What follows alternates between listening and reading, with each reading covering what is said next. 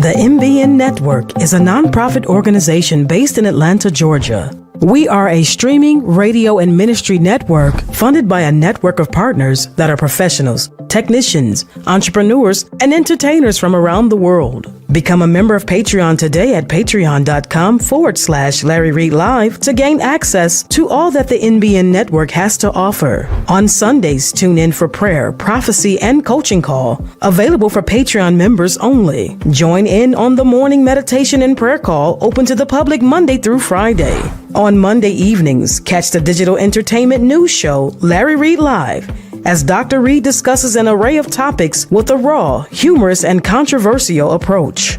Get informed and inspired on Tier 2 Tuesdays for Tier 2 Patreon members only. Wednesday night breakdown with Dr. Reid, the virtual prophets, pastoral counselors, and coaches, available for Tier 2 Patreon members only. Participate in Therapy Thursdays and Financial Fridays for all tiers inside of Patreon only. Saturdays, rest and be with your family. Become a member today by logging on to patreon.com/Larry Reid Live today.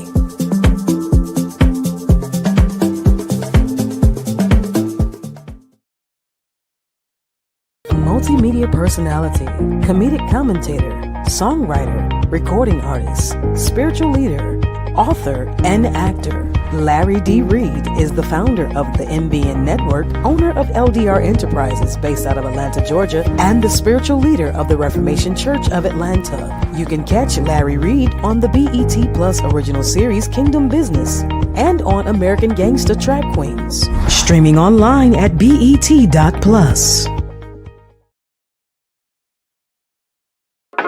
Church Critic by Dr. Larry D. Reid. An examination of the Larry Reid Live show perspective. Purchase a copy today by logging on to LarryReidLive.com. That's LarryReidLive.com.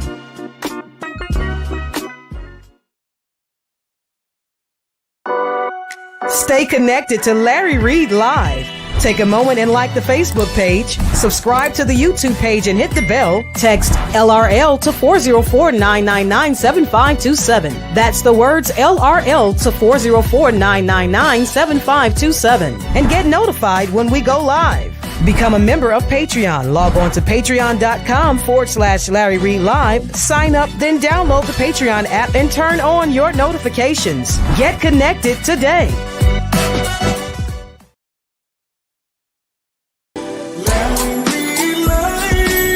We're about to have a conversation.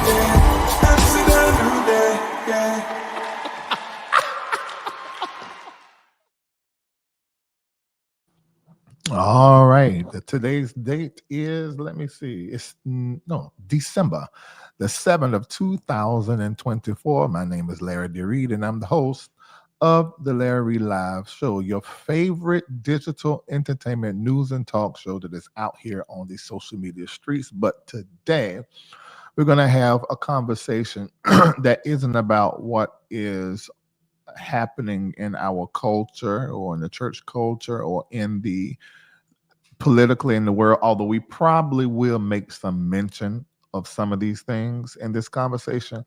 But I know I need to talk to everybody here about this moment that you are in. Everybody put in the chat right now, I am in a new moment. And I don't know if you are aware of it or if you are clear on it, but I'm going to sit right here and try to make you aware of the new moment that you are in. And as a result of this new moment, your business, your ministry is changing. Your money is changing too. And so I want to sort of help you recognize that and sort of put you on a path that by the time I get off, you're going to be in some work. You're going to be doing some work at your house. You're going to be doing some work in your business. You're going to be doing some work probably with your family members. Our entire world is changing, and it's about to be something that everybody in every nation and in every country is very aware of and can measure that things have totally changed. And one of the concerns that I have is for church people and Christians of all types, kinds, shades, and hues that are here in the West. Because what tends to happen is that things begin to transpire and make a turn, getting set for something that is in the future. And we're still memorializing what is, or most times, really what was. And it concerns me bad. And so, what I don't want to do is be selfish and just worry about me and worry about my community and those that I serve in Patreon, in the Celestial Circle, in the Reformation Church of Atlanta. So, I want to, from this platform, which is the public platform, to begin the conversation. Then I'm going to complete the conversation in those communities that I serve. Now, the conversation that I have been having in my community, those of you that are in the chat and you are a part of Reformation of the Celestial Circle or just in Patreon, you're going to hear some things you sort of heard before, which is really good for you. I hope you guys understand the importance of consistently being in certain type and kinds of conversation. One conversation that a lot of us don't like to be in or sit in is a money conversation. Another conversation that we don't like to be in is in a conversation surrounding our purpose, our calling, and our career. Just go with me and keep listening.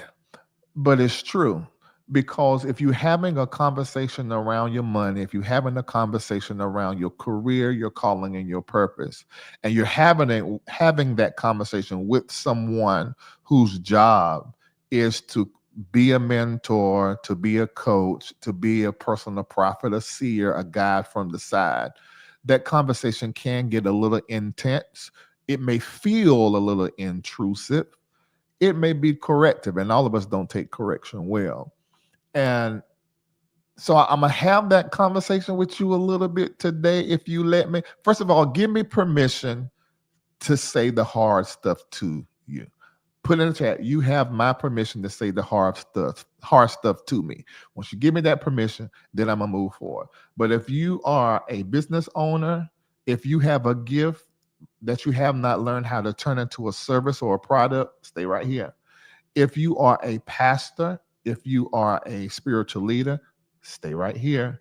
If you are an actor, a singer, or artist, stay right here, because the whole game is changing on you. It's already changed.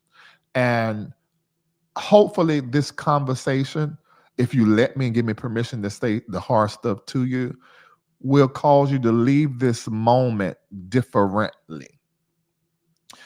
I want to start this conversation by telling you what happened to me. Now, go ahead and hit like, hit share, because I'm only going to say this one time. And I may, while I'm saying this, make a decision to edit it, because I feel like the moment I said hit like, hit share, y'all start, girl, come in, let me tell you what, he about to say something, he about to tell something. So maybe I edited a little bit. But I want to share with you what happened to me when I was in Africa and how it changed my ministry, how it changed me. That's really first of all. Then the ministry, all businesses connected to me, and my money. Total change. And really, my money change started earlier than when I was in Africa, but it got clear when I was in Africa. And if there was one word to describe my journey to Africa, that word is clear. Can we fill up the chat with that word, but put a capital C space, capital L space, and write it like a big word, and capital letters with spaces between each letter? Can we put that in the chat and fill up the chat with that? Because I think that this conversation is going to make you clear. And you want to know that it's good because there's 444 people in here between Facebook and YouTube right now. Our best conversations is when the whole world don't come in to see what we're talking about. So we're probably going to have some very powerful, insightful conversations for this next 45 minutes. So when I went to Africa, I went to Africa by divine design. What do you mean?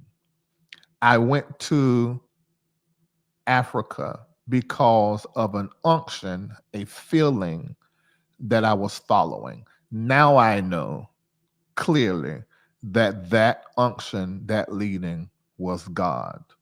Now, it started this time last year, actually around October. All right, no. Around September 2023, I began to get some kind of clarity about what I was feeling in 2022. So let me explain to you 2022. Those of you that I served, you already know this story. Well, in the year 22, I turned 44. And 44 is a very significant number. Don't have time to go into that. I was totally changed at the age of 44. The change took about 2 years to really culminate, but I was totally changed in 2022. It started February, I think the 1st. It was time for my birthday, and they were planning to do something. All of those that are around me, those that I love, those that I respect, and they planned to do something great for my birthday. But this thing was getting peeled back to me because what they did not know, I was in a certain space and place. I'm really sitting with myself and with spirit. And so everything in front of me was clear. So I began to see some things that I felt as though meant that my world was about to change. And so that was actual, and it was absolutely factual, because that is exactly what began to happen. So my world begins to change. Long story short,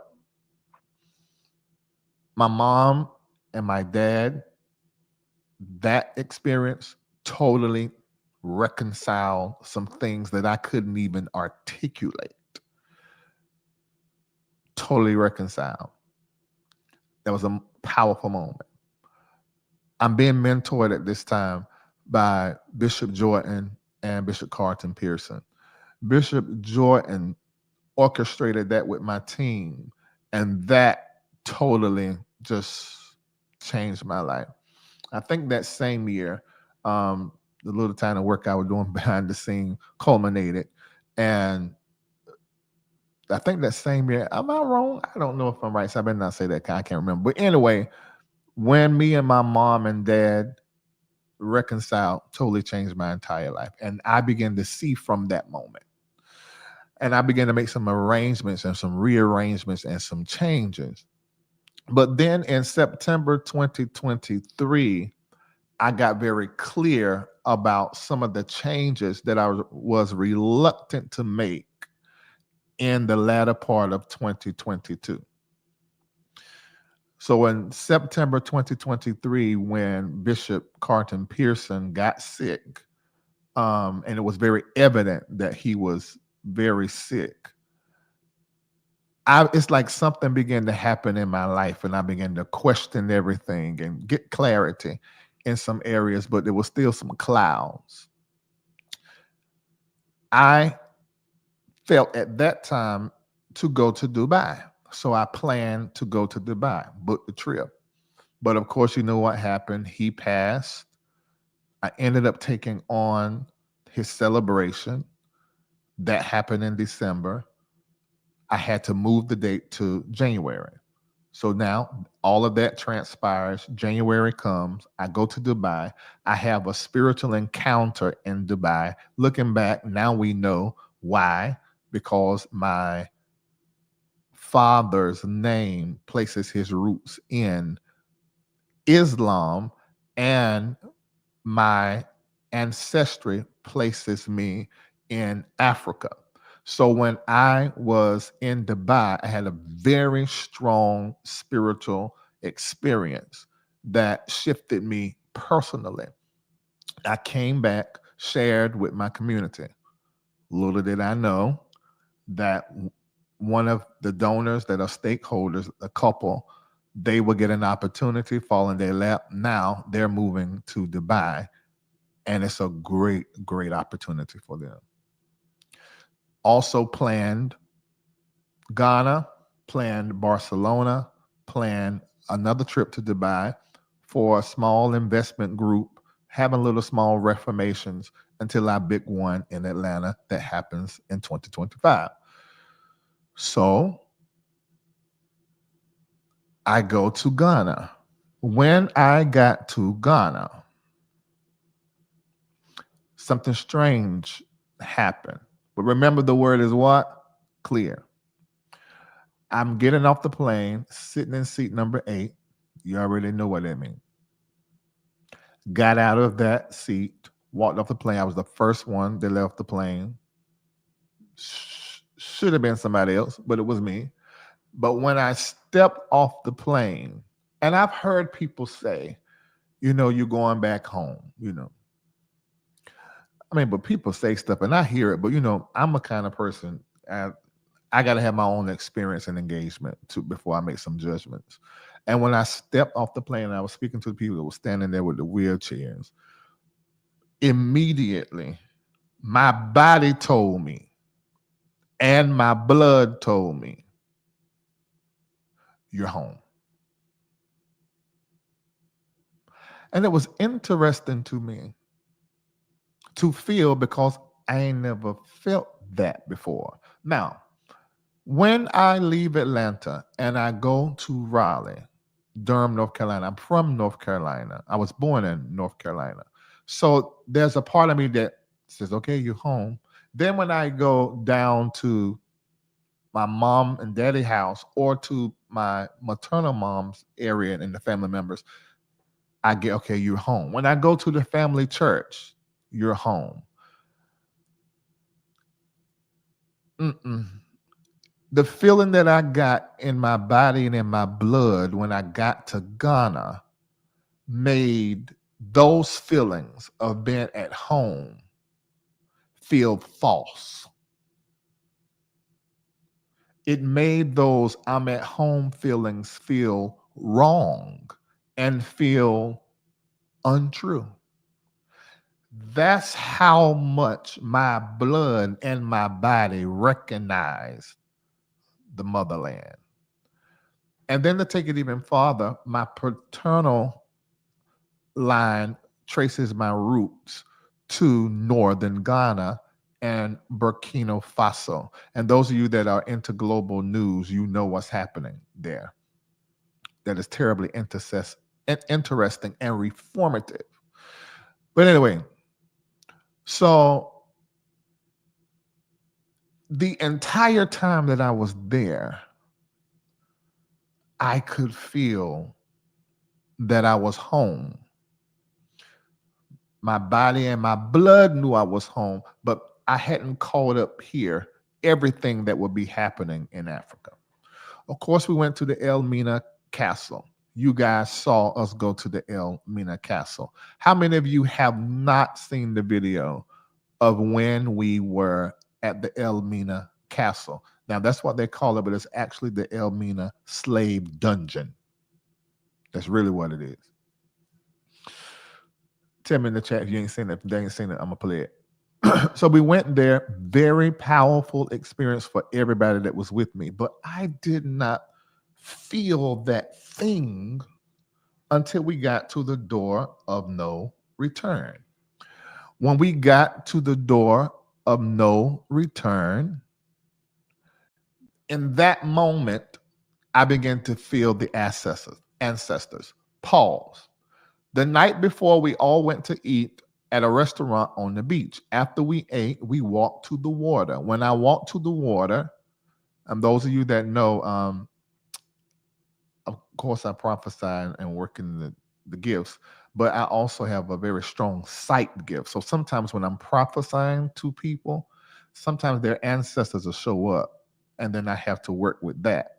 So when we walked out on the beach the night before Elmina slave dungeon, the ancestors were there so clearly and so powerfully. So that set me in the headspace of, this is going to be an awesome trip. And when we go to Elmina tomorrow, I bet you the ancestors are going to be all over the land. So it sort of set that tone. But to my surprise, when I got there, a lot of people said I haven't seen it. When I got to Elmina Castle, I had a different experience. So let me play this for you. I've been at Elmina Castle. Just a clip of it. And there's a whole documentary about our experience there that you can watch on this platform. Watch this here. Trying to rain on the thunder. Tell the storm I'm new. I'm a wild, come a march on the regular. Painting white flags blue. Lord forgive me, I've been This structure was used for trade in human beings. Enslaved Africans were captured from different areas in Africa, put them in chains and shackles, and they traveled on foot for several days, weeks, months, crossing rivers, climbing mountains, hills to get to the dungeons. Freedom, freedom, I can't move. Freedom, cut me loose. Freedom, freedom, where are you? 'Cause I need freedom too. I break chains up on myself. Won't let my freedom rot in hell. Hey, I'ma keep running 'cause a winner don't quit on themselves. All right. So that's our experience at the Elmina Castle. That's when we arrived. But here's a video after we went and had the experience. Watch this.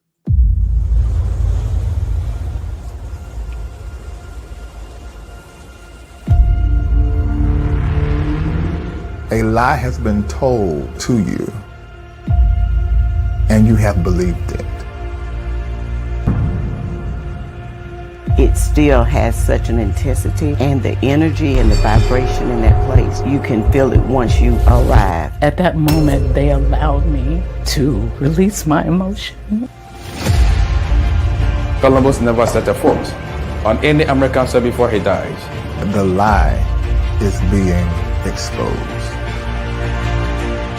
This is for Reid.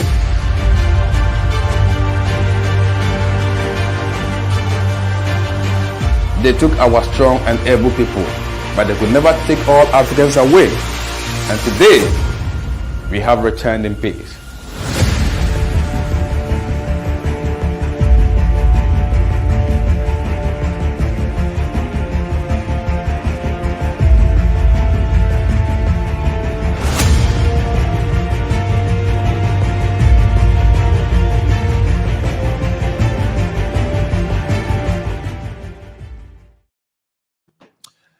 Yeah, that was it. That you need to go watch. Retracing the steps of our ancestors.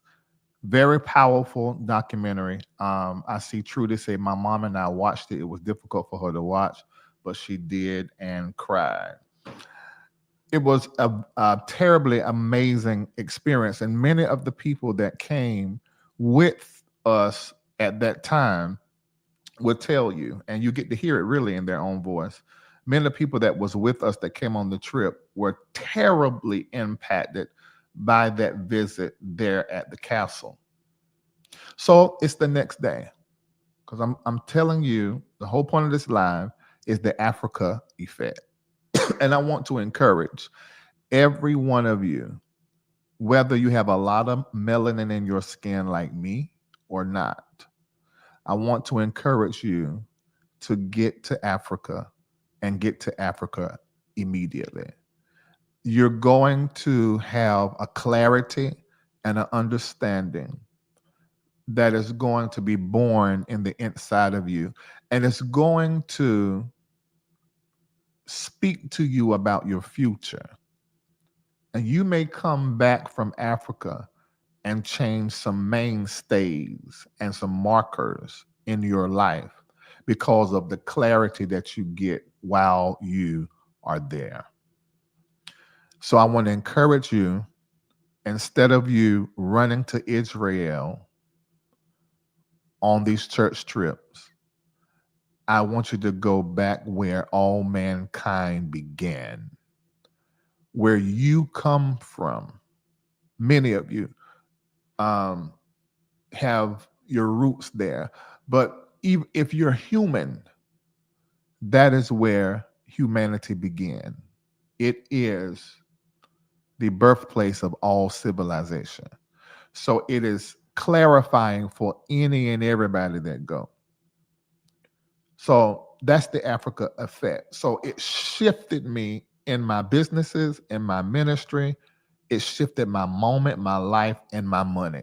And I'm going to talk to you about that more now. So the next day, so in my mind, I'm thinking the ocean, the ancestors, I know it's a lot for you to grasp and to believe and understand.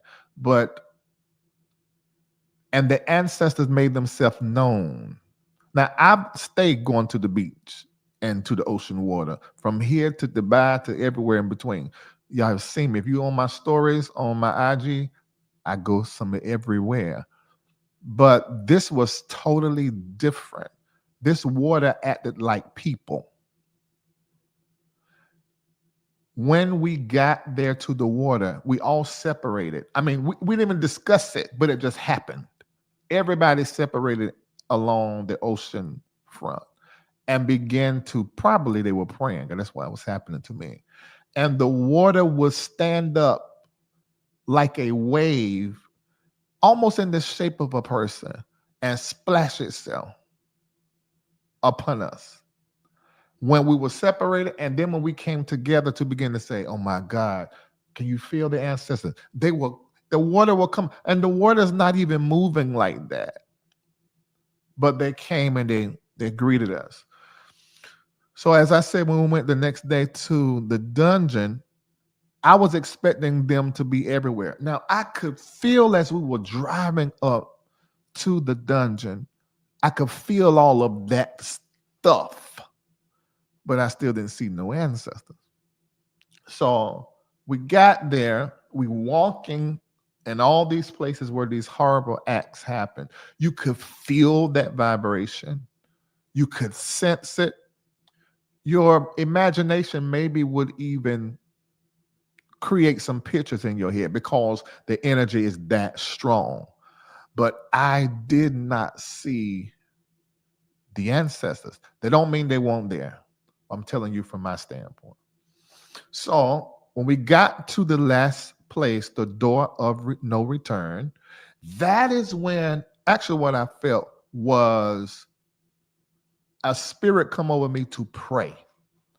And when I was praying, and of course allowing the spirit to give me the words to say, that's when I began to see the ancestor. But this ancestor out of the group that was there, this ancestor had a job to do that was similar to the angels. Now, let me explain something. You have a spiritual support team, and it's comprised of, okay, you got the Holy Ghost in you, God over you and in you, all around you. But then you got your prayer life, meditation life, all of that. But then you have the angels of the Lord, and you have the ancestors that are connected to your assignment. Some of them can be your blood relatives. And many times that is many generations back. So when I say that you have all this spiritual support team, all of them work in concert for your benefit. So when I was in that moment praying, I saw an ancestor. I'm really putting myself out there because I know y'all like to make up stories about me, but it don't even matter. When I saw this ancestor was wearing a hat, and this ancestor was doing what I would call the work of the Lord that angels typically would do in a moment, in a prayer moment, but this ancestor was doing it. It was not an angel of the Lord.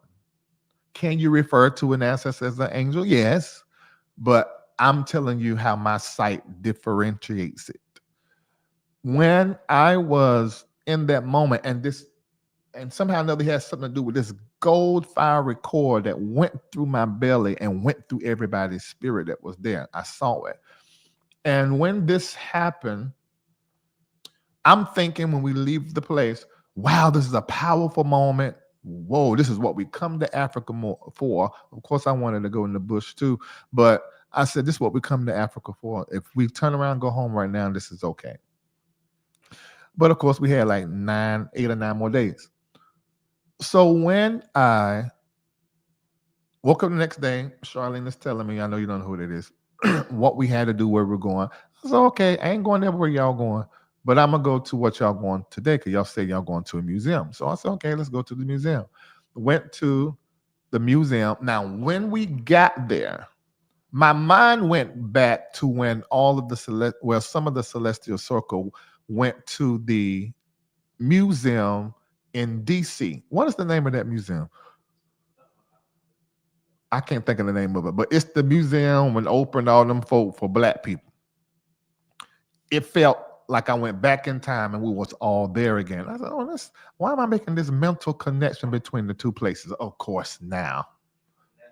Yeah, the National Museum of African American History and Culture. That's the name of it. I said, why my mind is drawing this parallel? Of course, now in this moment is very clear, but in the moment, I was asking myself, now I know. So we got there and we're situating, and I can already feel, Larry, you are in a moment. What's the title of this? The Africa Effect, New Money, New Moment, New Ministry. I said, Larry, you're in a moment.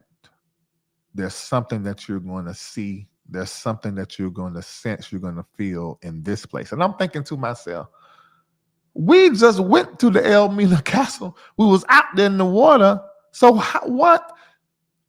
what could I be experiencing here? Because I wasn't really clear about where we were. I thought, just Ghana's history. I said, okay, I want to know that. Being I'm Ghanaian, my paternal line makes me that. Okay, so I need to know about my people. So I got there, passed the line, went through all the things. We go in the back, and there's these beautiful statues. But I'm looking at the pool. I'm looking at the shrubbery. I'm like, this place is ran down. So I'm talking to Nathan, and I think to Shamako too, and I'm saying, I need me some money. So what you talking about? I need a few $1 million. So what you mean? I said, I need to fix this. This is not right. And just so you know, it is very natural for me to look at something and see how it can be advanced and repaired or better. So that's a normal conversation for me. I said, look how this pool is. This is not level. And what these statues are rusted. If this is Ghana's history, they are not honoring their history. This is what I'm saying. And I don't know if Nathan is watching, but he can verify this. I'm saying this is not right. This needs to be fixed. This needs to be cleansed. And they're down there pulling stuff out of the pool. I'm saying, this is horrible. I'm away from America to come to Ghana and learn about Ghana. And here it is a museum about Ghana. And I was wrong at the time. Here it is a museum about Ghana, and it ain't right. So now I'm taking pictures, but I'm not getting the stuff I don't like. They say, Reid, you want to take a picture? I said, They didn't even understand. Said, why? I said, look at it. I said, well, Kendall, were you there when I said that? I said, look at it. That don't look right. I said, that need to be fixed. I didn't want to take a picture there. So then we walked past all of that, and it looked like these 2 little buildings down there. And they said, we're going in there. I said, okay, let's go. We went in there, and that was where the first president was buried and his wife. So then I started getting into it. I was reading stuff. I said, oh, so that's the first president? And so then said, let's go back here to learn about him. So when we start going into the next building, I felt like I was entering, please allow me to say this. In my personal life in prayer time, I felt like I was entering a very prayerful moment going into the presence of God. They said, no pictures, no video. I'm like, okay, I won't do it anyway. I'm just coming here because Charlene, Naida, Constance, all them, we get to be around each other. They're going to this event. I'm not going to all of them, but I'm choosing to go to this one. That was it. Because they're here and be around them. All right, let's go. Come on, Denise. Come on, Alan. Let's all go in here, And y'all, I can't even begin to tell you. I'm purposefully trying to act like myself, but I am having something changing me with every step I made inside of this museum. I found out now I'm a reader. I love information. I love history. And when the lady began to say what building we were in and who we were about to learn about, which was the man that was laying out there buried, and she said, this is Kwame Nkrumah. I said, I'm trying to learn how to say his name. I'm like, who?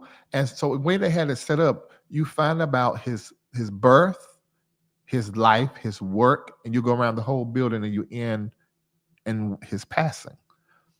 And so I'm just being who I am. I can speed read. So I'm start speed reading. And I'm saying, who is this man? And he's standing with J.F. Kennedy. He's standing with this one. I said, wait, who is he? And how come we never heard his name? I said, oh, well, let me keep reading.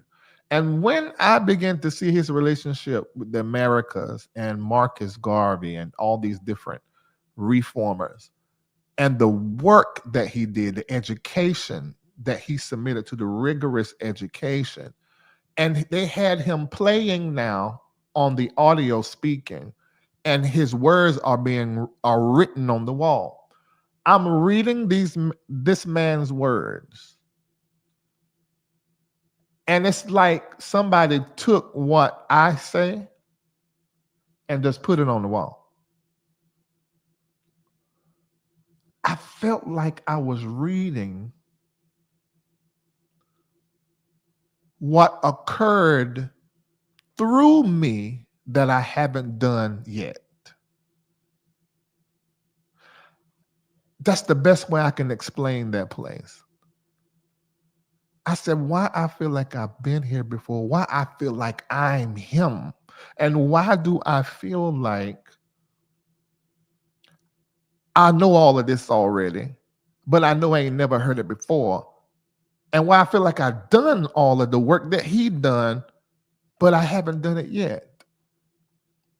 Y'all, that I know what I'm saying may sound crazy, but that's how I felt. And I'm telling Mako, and I'm saying what I'm saying to you, I'm telling Mako as we're going out. Because I didn't stay at the burial where his casket was. I didn't stay there long. I was more into the other stuff. And there's a reason for that, but I'll explain that maybe later to my people. And when I walked out of that building,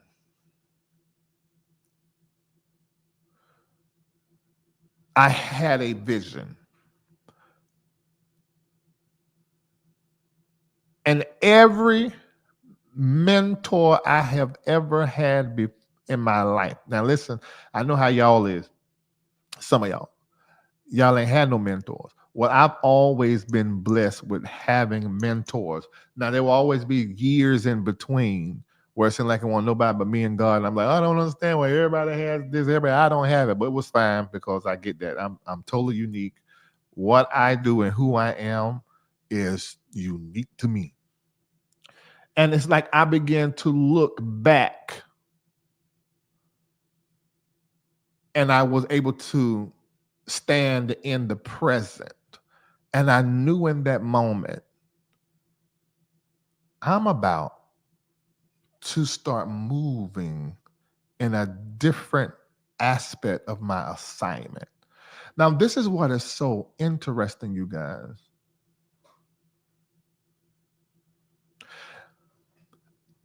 I have been on this journey that led me to this moment for about 20 years.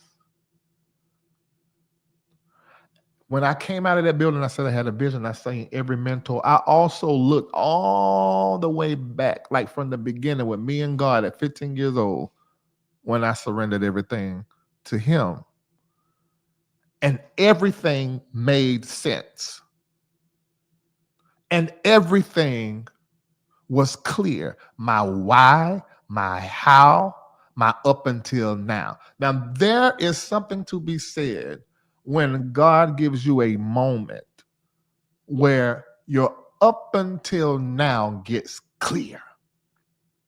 I don't know if you can move forward until you have an up until now experience where you get very clear that everything was divine and everything was according to his will. And everything was even what you may call a mistake or what you may call a failure. Every drop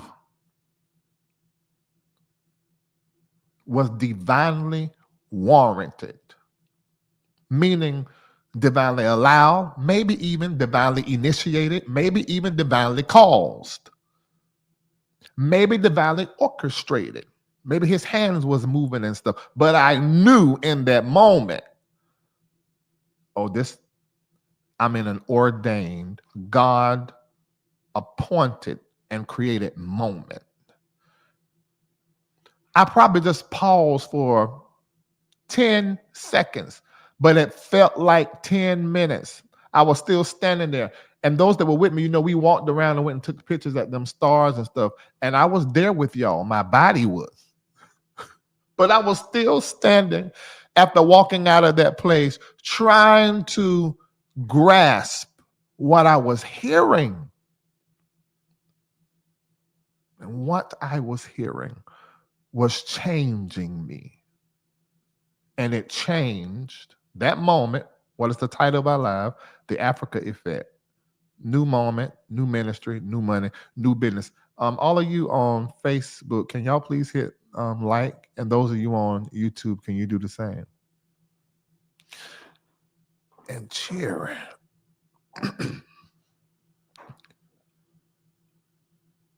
I knew in that moment that everything was changing on me. Over the next few days, for some reason that now is clear to me, I went through a mourning over some readjustments that I knew I would have to make, that I can't say that I welcomed them, but I submitted to them. I submitted to those changes in the moment. And I became a yes to that. And then I began to reorganize and restructure some things. One of the main things that changed, now I want to go into more as relates to me, but let me shift it to the ministry and businesses aspect. Now, one thing that I have always done, now I want every pastor, every leader, every business owner to hear me when I say this. I tithe me. And I tithe into, and I've always tithe. And I tithe into the MBN network, my personal tithe. My personal tithe. My personal teruma goes to Bishop Jordan because he is now I've had several mentors, but Bishop Jordan I embraced as a mentor in 2019. And up until the new moment, he's been my mentor. So he receives my teruma. Now, let me qualify something with the teruma, because I saw something in the chat, and some of you guys are struggling with understanding what the teruma is. Let me give you a simple definition on what the teruma is. First, let me say this. So let me put a pin in it right there, like Lisa say. But let me say this to you guys. You, and I'm going to talk a little Judaism, because Christianity is a derivative of Judaism, and Judaism is a derivative of other isms as well as Islam, but all of them are offshoots of African spirituality. It's just tailor-made for their people. So the Teruma roots is in Judaism. The King James Version of the Bible that you have is for our Christianity, how to practice our Christianity, our religion, Christianity.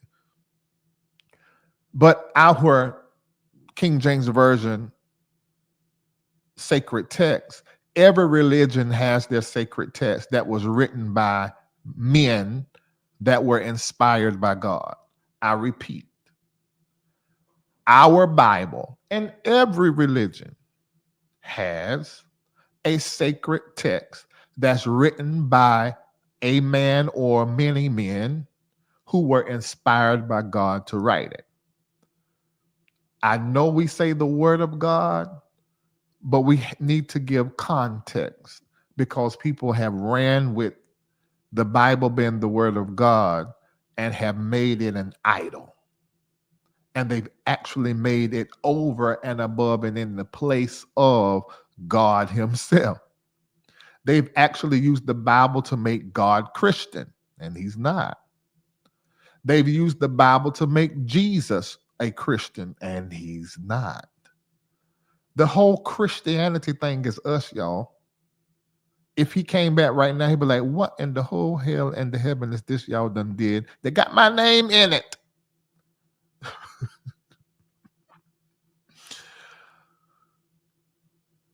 So I want to make sure you're clear on that there, that our sacred text is just the text we hold sacred, that was written by people inspired by God. So I don't know how I got to that.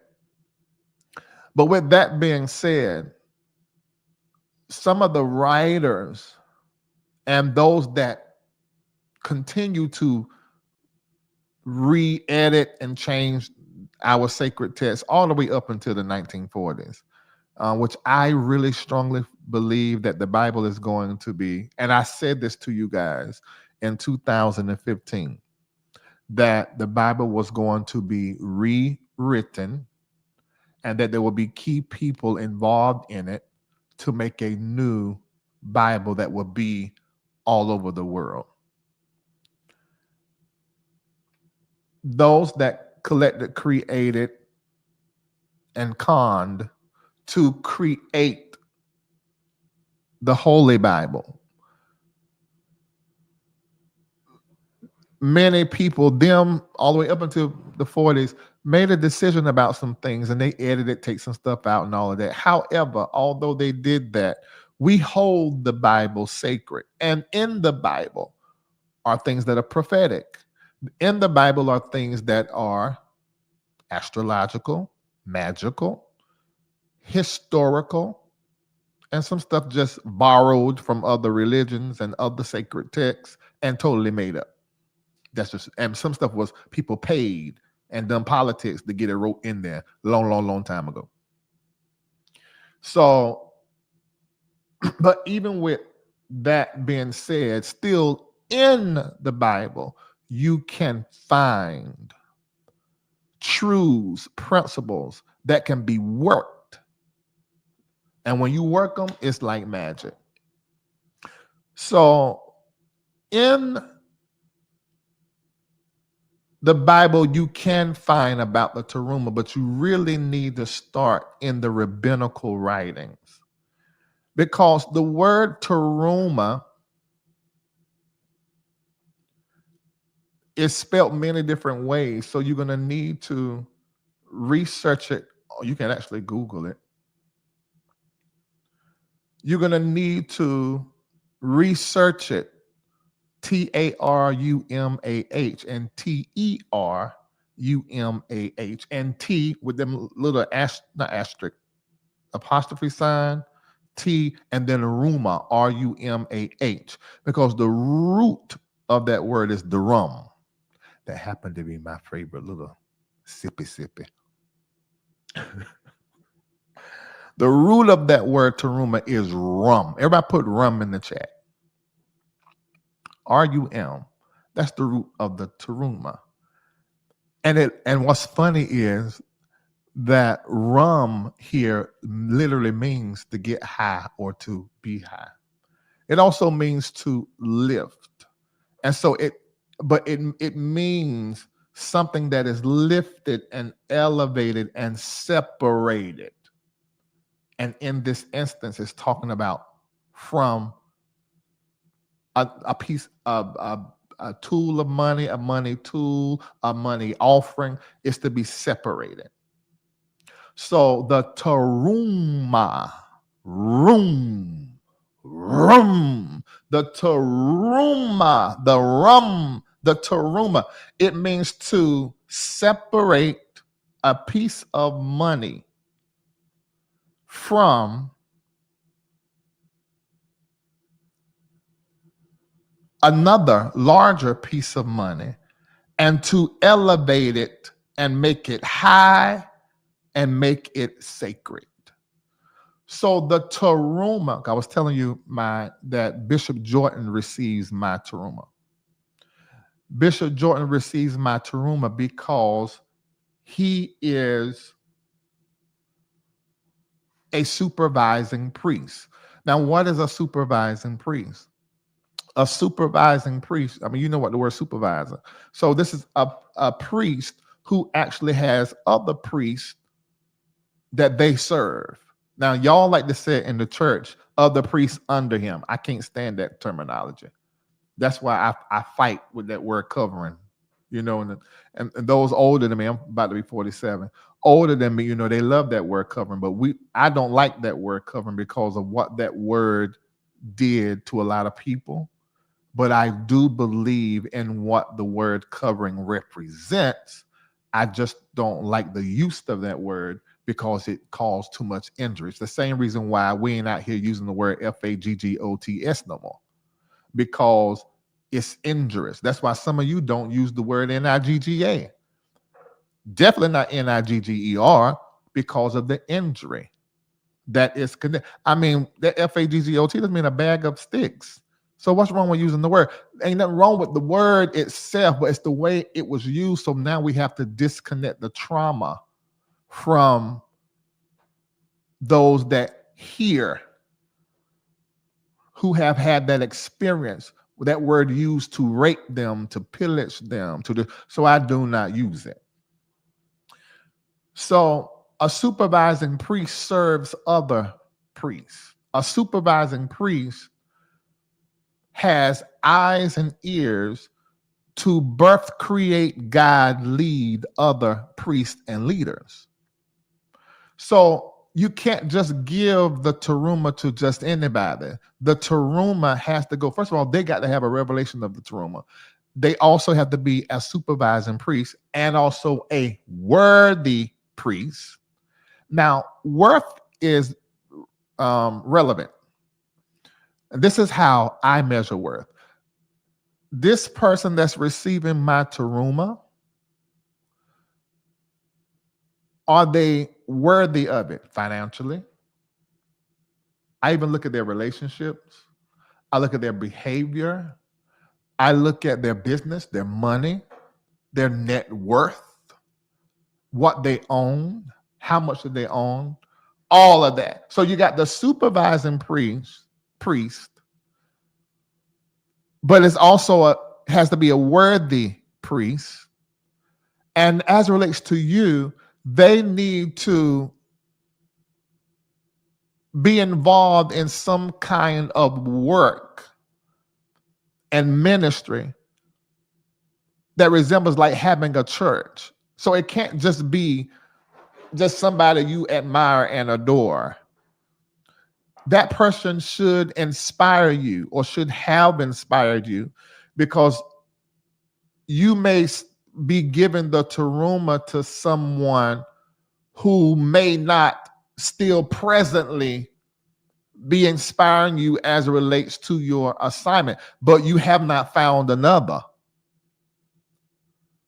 If you haven't found another, then you keep giving to your teruma to the one who maybe led you up until now, which is what we pulling from what we said, another up until now. So you keep giving them that. Because the teruma is the separated high part root word derived from rum. And so I practice that with my money, the teruma tithe. What is that? 2.5%. A generous man, 5%. I give that to my supervising priest. It's also called the teruma tithe. Now, the word tithe is interesting. It means tenth, but whenever you see the word tithe, it don't always mean exactly 10%. Because the teruma tithe is just 2.5% of all that. Well, it's 2%, but 2.5% if you're a generous man, and 5% if you want to give double honor.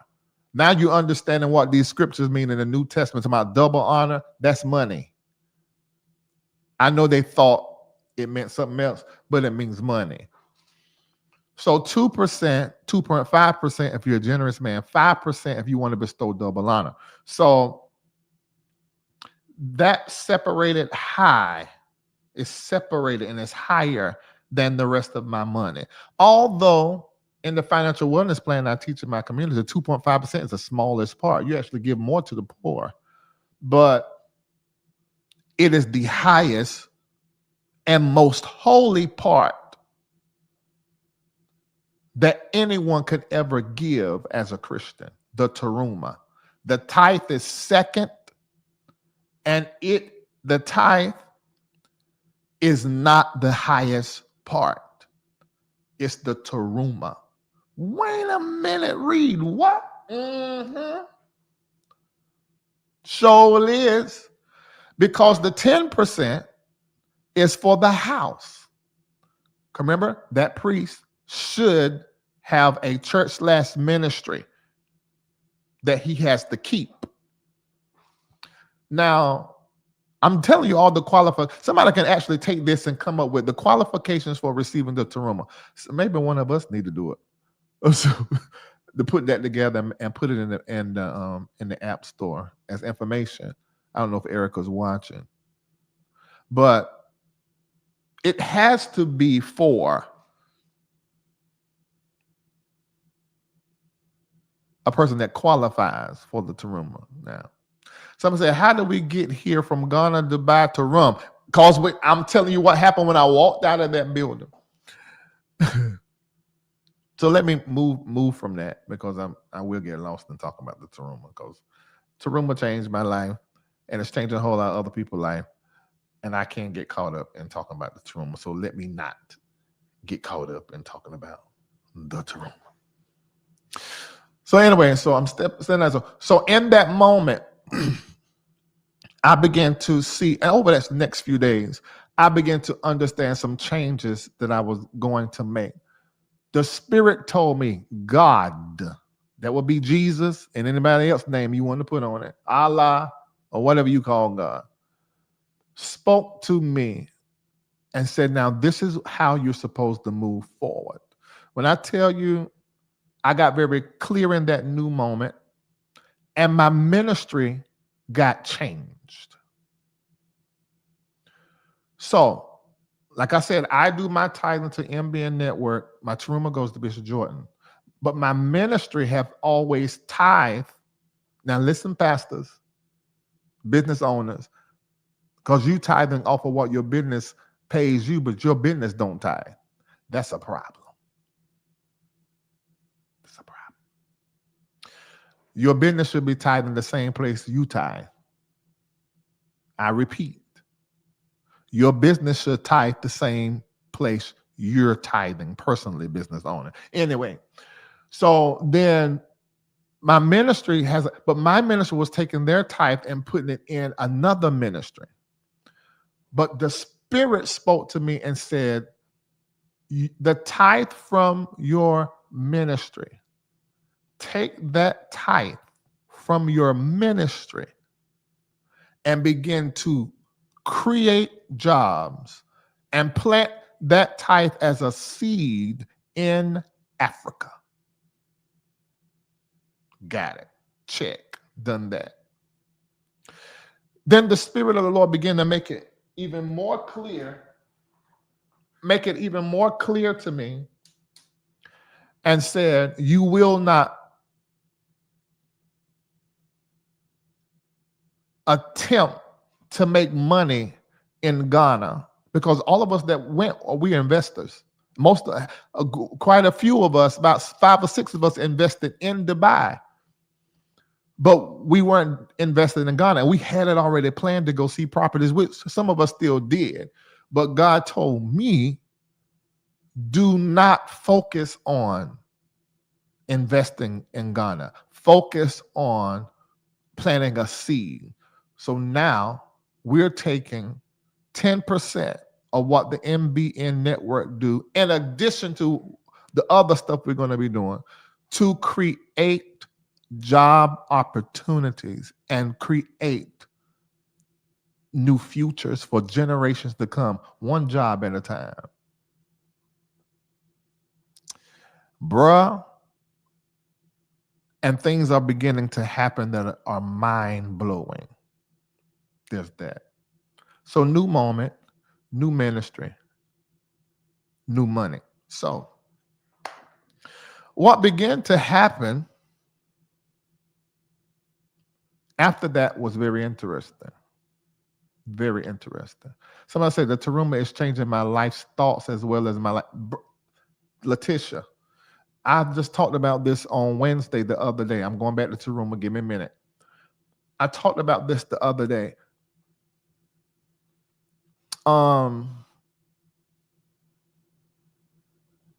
When I started the Taruma, let me tell you what happened. So we're on the phone. Now, I had heard someone talking to me about the Taruma every bit of 10 years ago. I didn't have ears for it at all. Then we're doing the prophetic college. Me, Bishop Jordan, Prophet Luther McKinstry. Maybe, I can't remember, we had so many phone calls. Maybe Bishop Apostle Janine Hyman. And who was the lady that used to work with Carlton Pearson that left him and split his church? Oh, Pam Bonet. I think she was on. I might be merging everybody on the phone call for this moment because we had so many phone calls that we had to be on. I don't remember.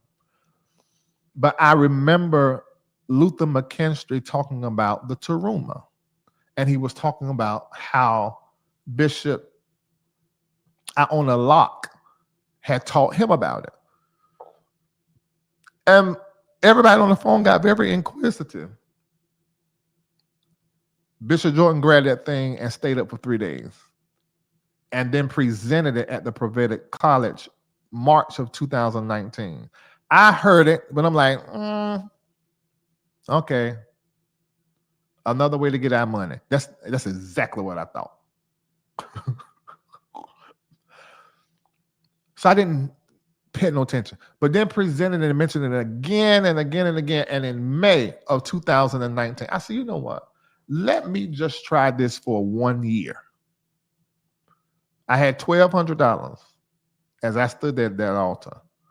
And the Spirit says, to mark you entering into the Taruma and the change of all things, this $1,000 seed they're asking for, name that seed. I can't remember what it was, but I named it. And then tell everybody around you that from this day forward, your money is going to change.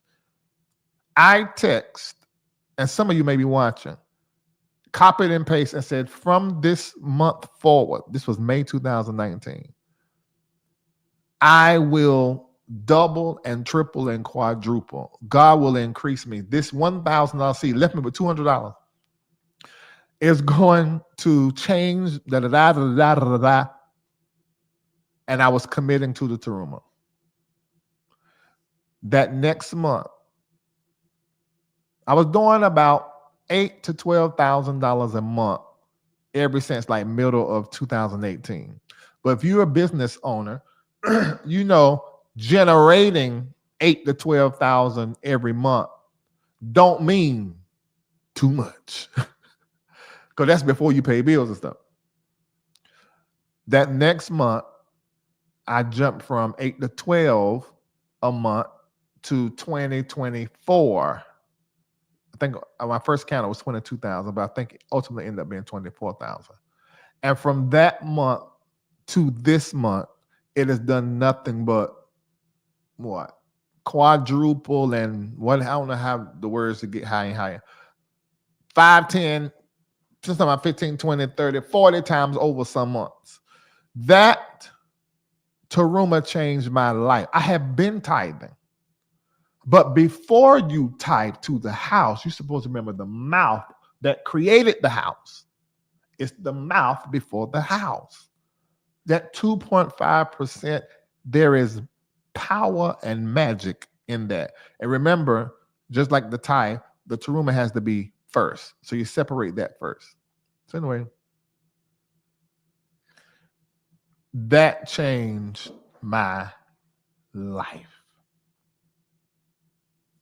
And somebody listening to me may be saying, I don't have a priest. Well, in the rabbinical writings, particularly the Talmud, Talmud, which is a conglomerate of a lot of Jewish writings, you will understand some of the ways of the Jews. Now, they believe that at birth, you're supposed to receive your priest. Because somebody listening to me, I don't have a priest. Well, you're supposed to be born with one. If you were not pointed by your parents to a priest, or your parents want your priest themselves, then you need to go find your priest. And this should be someone that brings you into a greater truth and awareness and understanding. This should be someone that walks worthy as a priest, as a supervisor. I think they should be a prophet. That's what I think. And that they should have the life that you aspire on some level. They should have the life, the character that you aspire to have and to be. So they have to be worthy of the Taruma. And you find that person, and every time you make a piece of money, you send that 2.5%. Do it for 1 year like I did. Lord, this is changing again. Do it like I did for 1 year. Because I said, I'm going to do this for 1 year. And that year is still going on. I ain't stopped yet.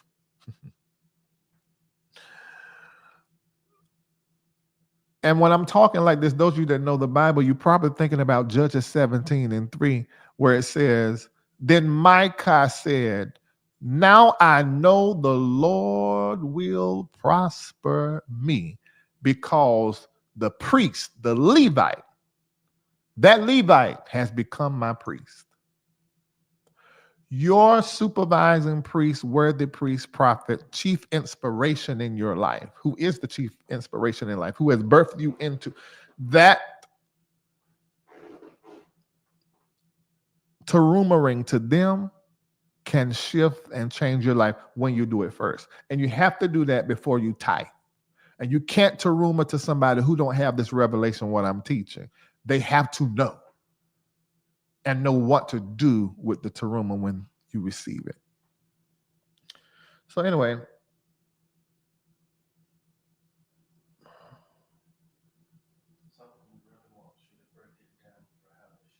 somebody said they want me to break it down for what? How they should do it? I'm telling you, the moment you receive money in any account or any way, however you receive it, take 2.5% and put it into another account. Even right now, if you don't have a supervising priest, start doing it. Go open an account or designate one of your accounts that every time you get paid from now on, you're taking 2.5% out immediately. $25 every $1,000. Until you find your worthy priest Yeah, until you find them. Okay. Because the teruma is how priests, and I think this should be a prophet, priests, master prophets, papa prophets, supervising priests. This is how we sustain them. Although the local church, NBN Network, the ministry, they give me something every month. But the reality is, if you look at the teruma in the Talmud, the other writings, look at the word of the teruma, really the priest should be living off of the teruma and the teruma alone. The teruma tithe, 2.5%, or the teruma offering, which you can do at any given time, just because you just want to be a blessing.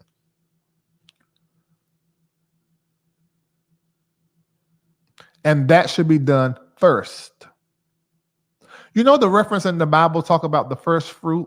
Most ministries use that as like your first paycheck, your first day of the new working year, or the first month of the new year to do your first fruits. Paula White was real big on first fruits. I remember online. But the first fruit is actually a reference to the teruma. That's first. Ezekiel 44 and 30. I think, let me see. Give me a minute, y'all. If you don't want me to talk about teruma, quit asking me teruma questions. Ezekiel 44 and 30, and the first of all the first fruits. The first of all the first fruits. Don't that sound like a tithe of the tithe? That's what the teruma is, a tithe of the tithe. But let me explain. Whenever you hear the word tithe, that means tenth. It does not always mean 10% in the Jewish writings, and shouldn't mean that in our Christian Bibles, but I guess people just don't like to study and find out what the hell they're supposed to know. And the first of the fruits of all things, and every oblation of all, and every sort of oblation, shall be the priest. You shall also give unto the priest the first of your dough, that he may cause the blessing to rest in thy house. That's Ezekiel 44 and 30. I just read Judges 17 and 3. I quoted it earlier. Wrap your mind around this, you guys. The teruma is the tithe of the tithe. So, but I want you to mess it up as the 10% of the 10%, because it's not. That's not what it is. Don't conflate the two.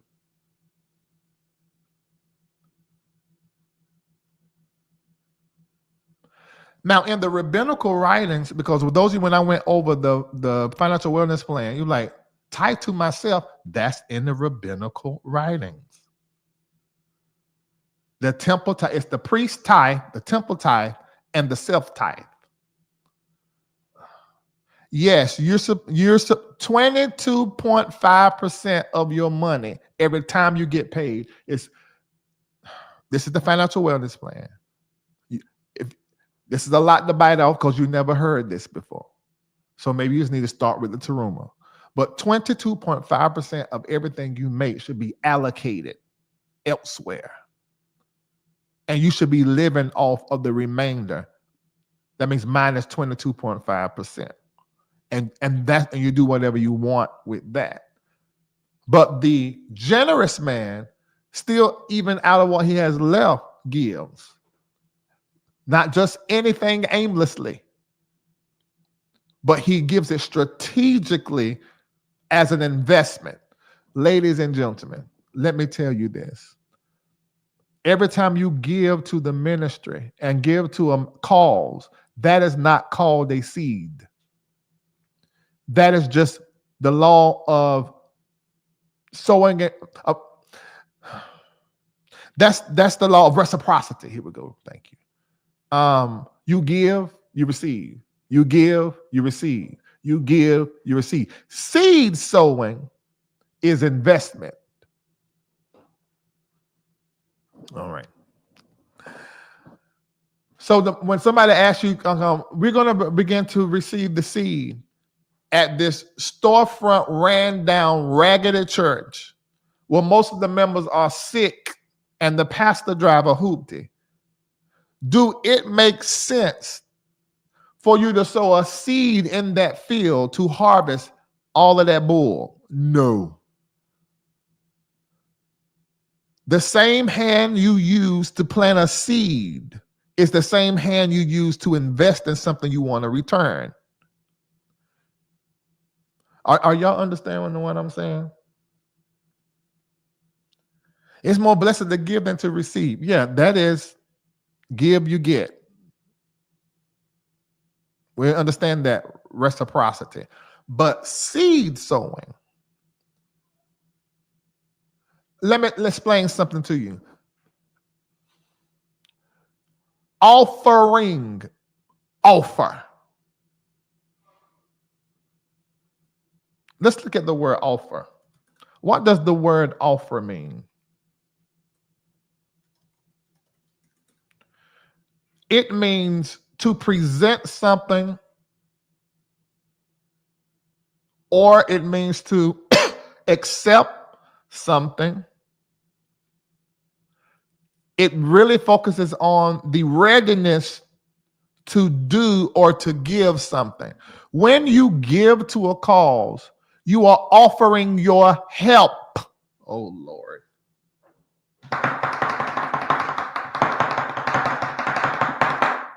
That's what an offering is. And when you offering or offer, the universe or God says, oh my God, this is a giving person. So they give, I'm going to give to them. But seeding, now look at the word seed. Root word is see. Every time you give a seed, you open up sight to see where more seed is. Oh, Lord. Oh, Jesus. Every time you seed, you are moving in the world of optimism, where we get optical. So the seed starts seeing where your optimism is and where other seeds are. That's a whole different world. The seed can see where the harvest is coming. The seed can see that the harvest is coming. Totally different from the offering. The seed understands the return is directly connected to its planting. That's the world of investment. If I buy Bitcoin at 102,000, I am investing in Bitcoin's valuation.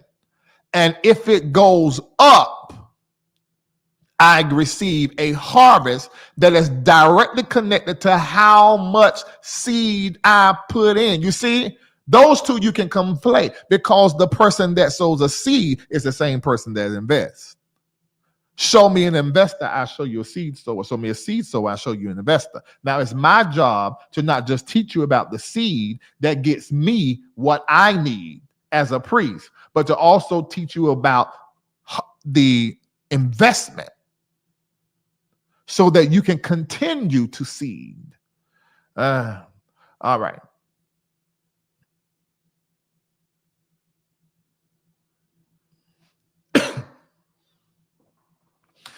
Let me get out of that. What does somebody say? A pastor told me this week that I am a giver. I realized I was giving to the wrong people. Pastor Larry, I'm going to try this starting today. I promise you. You can just start with the Taruma 2.5%. Let me get what the hell I was saying. You know, I don't went off and messed up this whole lie. But let me say this, and then I'm gonna get out y'all hair. This is what I'm gonna do, and this is very bold, Reid. I want, for those of you that want to find out if I am really a prophet and really sent by God and really got the right spirit, for 1 year, I dare you, for 1 year, this is what I want you to do is two things. Number one is start doing the Taruma. 2.5%. As soon as you get it, This is how you're going to test if Larry Reid is real. Don't listen to what nobody else tell you. You're going to find out for yourself. To find out if Larry Reid is real, if God's hand is really on him, does heaven and the universe and angels and ancestors all approve of him? Well, you can find out yourself. And the way it's set up, 2.5% ain't really no money. Start doing this. Screenshot this. And start doing Taruma. Start it today. You say, well, I haven't got paid. Well, just do a Taruma offering. And then from then on, you're going to start doing a Taruma tie. Do that for 1 year. That's the first thing. What's the second thing I need to do, Reid? The second thing that you need to do is to posture yourself to increase revenue in your life. What do you mean? Okay, that's right, Travis. It's December the 7th. So you're marking your calendar for December the 7th, 2025.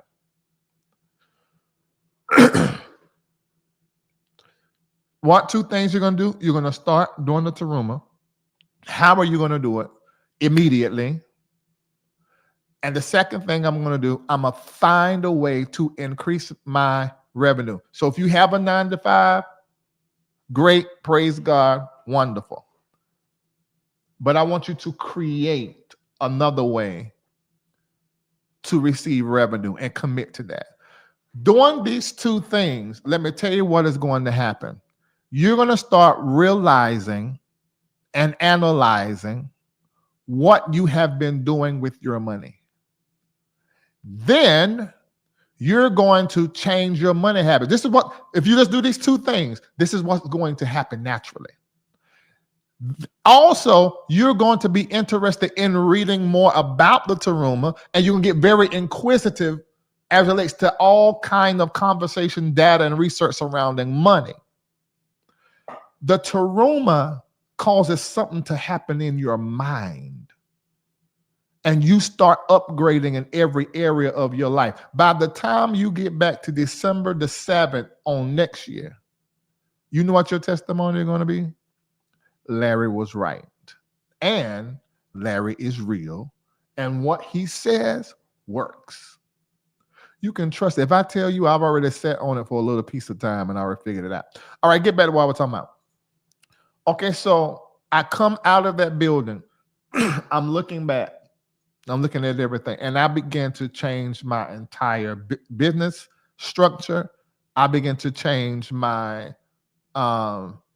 ministry structure. Before we were giving our tithe to another ministry. Now our tithe is going into a tithe account, and we're doing it more immediate. Before we would do it lagged, but now we're doing it immediate. Every 24 hours, we pull the tithe out. Everything that comes in, 10%, pull to the side. Now, I'm saying this to pastors, business owners who are not doing that. You fucking up financially. What you mean? You could be so much more. I know you're doing good, but you could be doing better if you just tweak it a little bit and change it. In addition to that, we have some people saying, you know, I'm going to do $10,000 for the creating the jobs in Ghana. Well, we have to take that whole $10,000 and put it over there in that tithe account that we use to create jobs. So I had to bypass the system a little bit, sort of. But every time you empower MBN Network financially, you are empowering the work in Ghana that we do around the clock. That's what Africa did to me. It changed everything. Now, let me tell you this. What I need for you guys to do, I need for you before 2025 come in to have a new plan for all of your money. Because let me tell you what's going to happen. What's happening right now, those of us that are in the stock market are prospering, especially if we are in crypto. And I would like to suggest everybody here to buy today. We actually do it at 9 after 9:30 on Monday. We ain't got no holiday Monday to do because the stock market open from 9:30 to 4 here, ain't it? What I want you to do, I want you to make a conscious decision to buy. I don't care if it's $10. I want you to buy a few things. And this is not stock market advice from a professional. This is just what I think. Get get a piece of money and get some Bitcoin. Still, I know it's done got high. You missed it. You should have got it a couple of months ago when it was dropped down to $53,000. Now it's $102,000 a share. But you still right now, and I think they're gonna change this. I could be wrong. Right now, you still can buy fractional shares, meaning whatever piece of money you got, you can buy some piece of Bitcoin. A whole Bitcoin is $102,000 right now, I think. But I want you to take and put, you can do it right now, but I would say wait till after 9:30 because sometimes, like right now, Bitcoin is probably 102,000. It's possible that it could drop to 101,000 and you can buy it at that. But if you ain't really concerned about that, you can buy it right now. Little piece of money, it could be $10 of Bitcoin, $10 of Ethereum. And I want you to forget that you put that $10 over there. How can I do it? Download Robinhood right now or Coinbase or Uphold. I'm only going to tell you what I use, but there are many more. And I want you to put into Bitcoin, into Ethereum. Now, there are some other ones that I can tell you to put them in, but I'm going to tell you to listen to my stock market mentor, Armando. That's at Tall Guy on IG, and listen to him. Just listen to him because he's the expert, not Larry.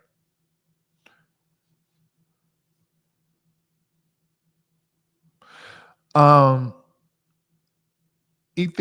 Bitcoin. Now I'm gonna tell you this. Somebody said I started. Let's not use the word paying because it's not a bill. I started giving my teruma to my pastor. Is that correct? If your pastor does not know about the teruma, no. Send your pastor to me to learn about the teruma so I can teach him. Or he can go online and learn or download our apps. Come in Patreon up under Fate Name to learn. He can watch this video. You can send this video to him. I said enough to send him down the right road. And you just put it to the side starting right now until he get to where he's worthy and clear enough to receive it. You can do that. If you want to give it to your pastor, but you don't need to. Somebody said about Sheba too. Yeah, Sheba and XRP, because I have XRP. I didn't even know I had so much XRP because I bought it years ago, and I don't know who or what made me get it, but it was in Acorn, which I don't know when I downloaded that. I think it was in Acorn, Uphold, and Coinbase.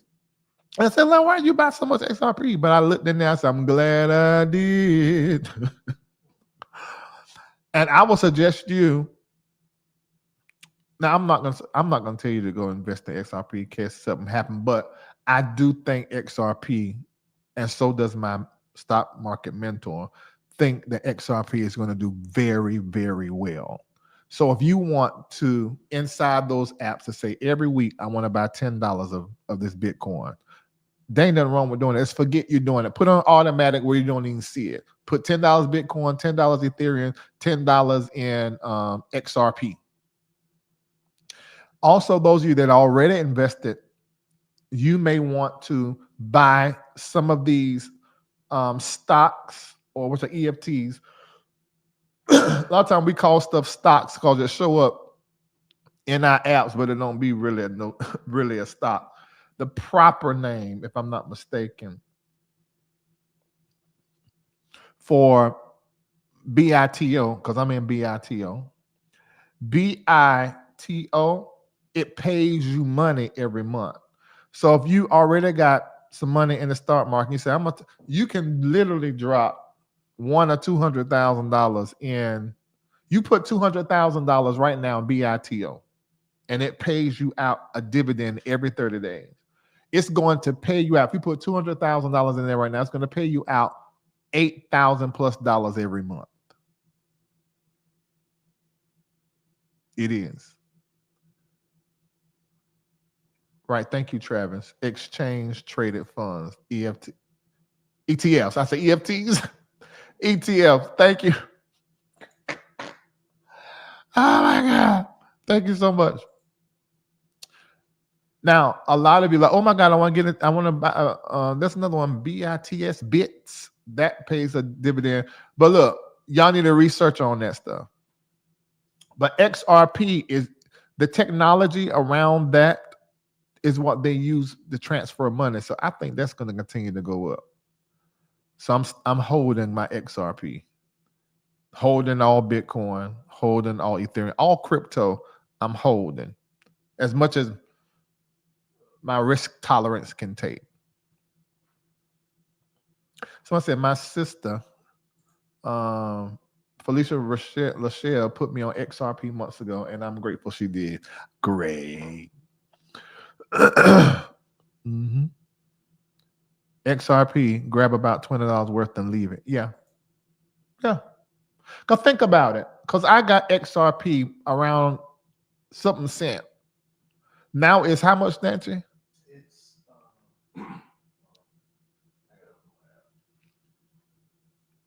what is it? Josh Johnson, you left out BITO because it follows Bitcoin too. So what now? Right now it's $2.53. I got it when it was some cent. So every dime I put in there has basically almost doubled. Remember Bitcoin when it was $1? Oh God, I hate what I did with mine years ago. I ain't gonna tell y'all. But if you just grab a little piece, just grab a little piece. But don't you go over there and grab that stock before you commit to the Taruma. 3 things, 4 you should pull out of what we discussed today. Number 1, plan your Africa trip. Go to Ghana first and walk where the ancestors walk. Watch the retracing the steps of the ancestors. Go do that. You need to also, at number 1, get your African ancestry, the paternal, the matriarchal, that's 2, and also get your ancestry, your overall ancestry, to see what you all made up of. Because some of you, because this one slept with that one slept with this one, your roots could be in Spain. Your roots could be in Australia. I mean, because the way people migrated and however. Yeah, that's true. One of my friends is black as me, but his paternal line traced him back to, he's a Spaniard. So he got to do the matriarchal and see where that comes up as for his African ancestry. But these 3 tests just give you some insight on who you are, just like what astrology does. So there's that. So that's number 1. Number 2, you need to research the Taruma and start practicing the Taruma immediately. If you have not been doing it, then I'm going to be your penitence offering. Y'all know what a penitence offering is. It's when you done committed a sin in the world of Christianity and Judaism. When you've committed a sin and you give an offering to like recognize that you've committed sin and have the sin erased and blotted out by the blood. It's a penitence offering. You may not believe that, but some of you, if you do, you can use me, even if it's just $1 for Taruma, and say, from this moment forward, okay, I recognize the Taruma. I've heard the teaching today. Bam, I'm going to start the Taruma from this moment forth, and I'm going to symbolize it. But I'm going to send the Taruma right now to Dr. Larry D. Reid. But then what I'm gonna do, I'm gonna start setting the teruma aside until I'm clear on who I need to give it to. Until I gotta go find my priest that I should have been given at birth. So that then I can say what was said in Judges 17:3. Oh, I know that the Lord gonna prosper me because I have found my priest. So that's what I want you to do. Because most of you have been tithing, but you have not been putting any priest on your resume. You've been taking care of the house and they put nothing in the mouth. All right. What is she saying? What is this? She said, I pay tithe. I need to break down on how to properly handle my income when it comes to biblical obligations. Great. I'm telling you now. Number one, Teruma, baby. And see, in the financial wellness plan that I teach, now it really goes, but I'm just giving to y'all a little bit. Because this is the financial wellness plan. The first thing you do, 2.5% to the priest, Teruma. Second thing, tie to the house. Third thing, you tie to yourself, and how you do that, you put it in 3 different accounts. You create an account for the poor, stranger, and widow. That's for your people who park your car, people come cut your grass, like the tip for the people that park your car, the tip for the people that's bringing your food. You can do that out of that account. You know somebody whose husband died, she ain't got no job. Maybe your parents who live in paycheck to paycheck, they're the working poor. You can kill 2 birds with 1 stone. You're giving the poor, stranger, and widow portion from your personal tithe out of that account, and you're also honoring your mother and your father, that your days may be long in the earth. That's where I send mine every month to my parents. Spiritual vacations, pilgrimages. You're supposed to have at least 4 a year.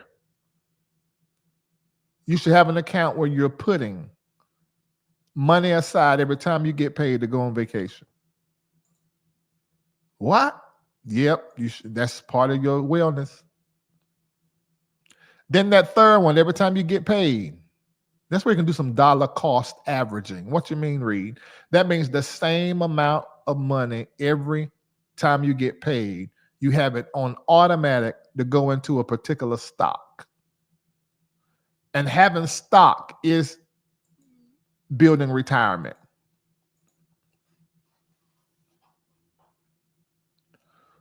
All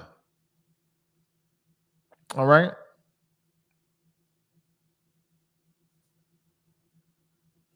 Yes, I know this. One of my friends said, yes, exactly, the Moors. That's correct. That's true. True. Mm-hmm. Yep. Okay. That's right. Without the mouth, there is no house. Wow. All right, let me see. I think I got off topic really bad. But maybe I was supposed to say this stuff. Somebody talking about XLM.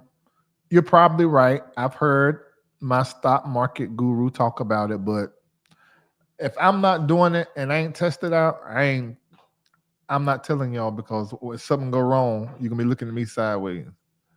And I ain't got time for that. Yeah, that's very true. Very true. Mm-hmm. All right. I feel like I messed up, that I didn't I went the wrong direction. But maybe I'll come back and I'll share more. Talk about who? I did talk about Africa. I mean, I'm telling you everything that happened to me in Africa. The change where the ministry don't send tithe to another minister more. It's all about planting in Africa, huh? Yeah, I forgot what it was. Yeah.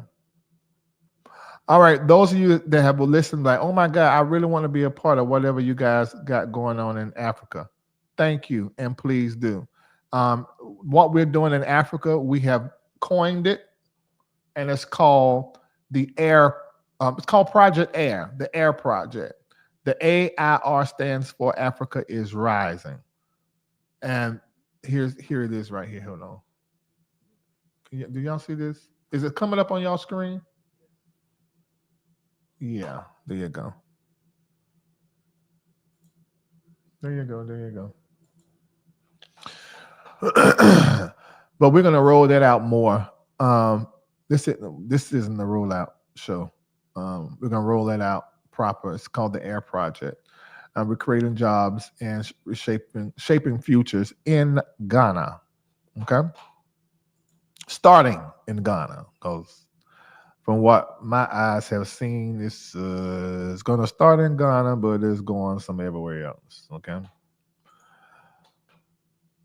What's up, Roderick? How you doing? That's my for real brother. You say everything you share was laid by the Spirit. I think so. Okay, it didn't go the way it was supposed to go, but it's okay. Mm-hmm. All right. I'll see you guys later, and I'll chat with you later. I'll play the Africa thing on the way out. Love you.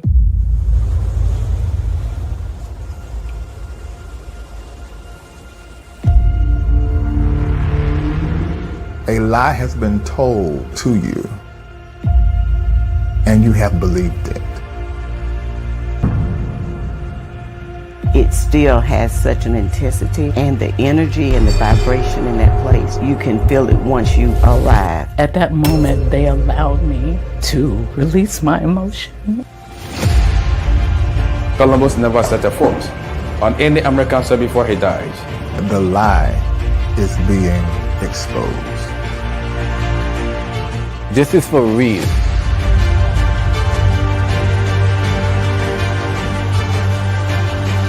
They took our strong and able people, but they could never take all Africans away.